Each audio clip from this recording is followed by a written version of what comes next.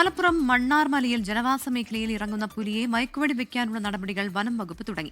സ്ഥലത്ത് RRT രാത്രിയിൽ camp ചെയ്യുന്നുണ്ട്. 2 കൂടുകളും പ്രദേശത്ത് സ്ഥാപിച്ചു. മാസങ്ങളായി ജനവാസ മേഖലയിൽ വിഹരിക്കുന്ന മണ്ണാർമലയിലെ പുലിയെ മയക്കുവെടി വെക്കാൻ ഉത്തരവിട്ടതായി മന്ത്രി AK ശശീന്ദ്രൻ നിയമസഭയെ അറിയിക്കുകയായിരുന്നു.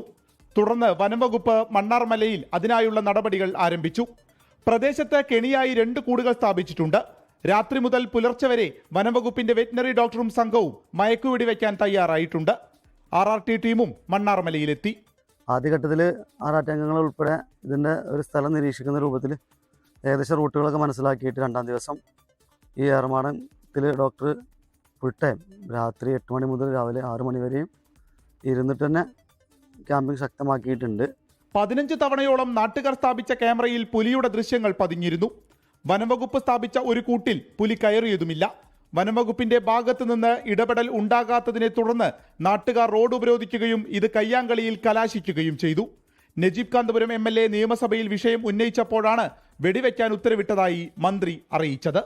24 മലപ്പുറം. ലോകത്തെവിടെയായാലും ഏത് സമയത്തും 24 വാർത്തകളും ഓഗ്മെന്റഡ് റിയാലിറ്റി പാക്കേജുകളും എക്സ്പ്ലെയിനറുകളും വിശദമായി കാണാൻ ഞങ്ങളുടെ YouTube ചാനൽ നിങ്ങൾക്ക് സബ്സ്ക്രൈബ് ചെയ്യാം.